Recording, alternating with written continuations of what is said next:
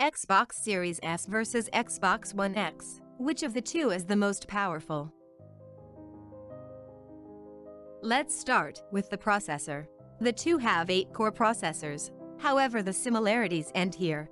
The lithograph of the Jaguar processor on Xbox One X is very outdated, an architecture that, in 2013, was already out of order. 16 nanometers based on the Bulldozer architecture of 2011, present in AMD processors of the FX line. On PCs, the most equivalent model is the FX 8300 that operates at 3.3 GHz. On One X, the frequency is lower than on PCs operating at 2.3 GHz.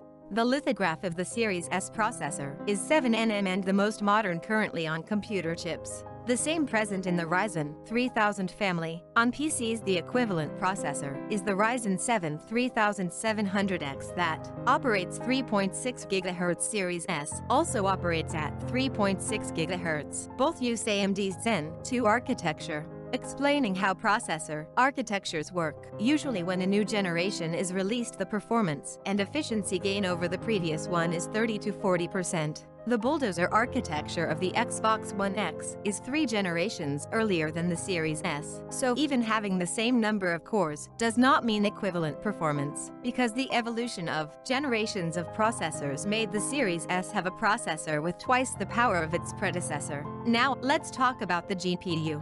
Xbox One X has a GPU based on the GCN architecture with some features of the Polaris architecture, with 40 computational cores, operating at 1172 GHz, with 6 teraflops. Its equivalent in the PC world is a GTX 1070 Ti of 6.5 teraflops. The Series S has an RDNA 2 microarchitecture-based GPU, capable of running ray tracing.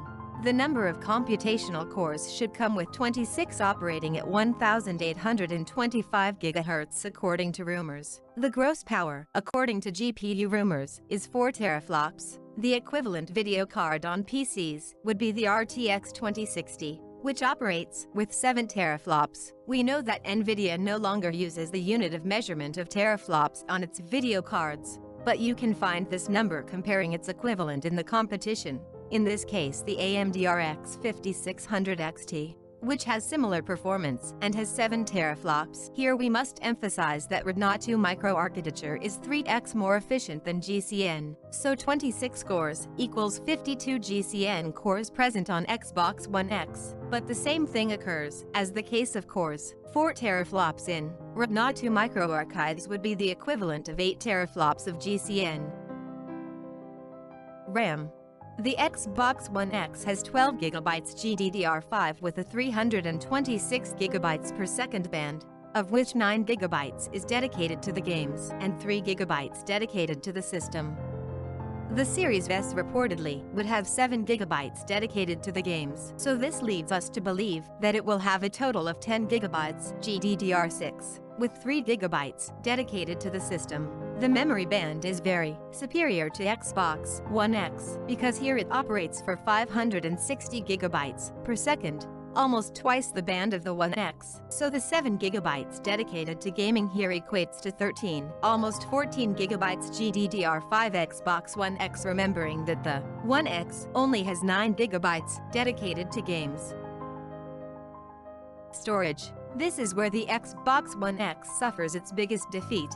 It features a 2 TB mechanical HD that operates at 5,400 RPM. That is a very slow HD that overloads RAM to compensate for its slowness. Its throughput is 120 megabytes per second. The biggest win of the S series lies here. It has the same NVMe SSD as Series X, with a throughput of 2.4 gigabytes up to 4.8 gigabytes per second. With such fast storage, there is no need to overload RAM.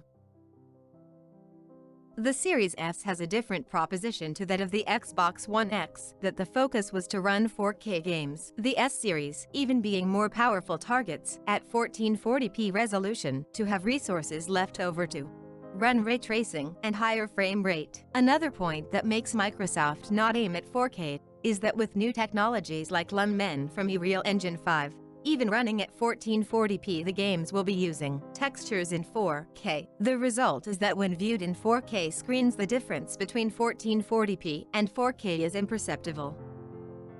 So let's get to the conclusion. The Series S is superior to the One X in every way, and even without the 4K it pays off by delivering ray tracing and 4K textures. That's why it's natural to abandon the One X.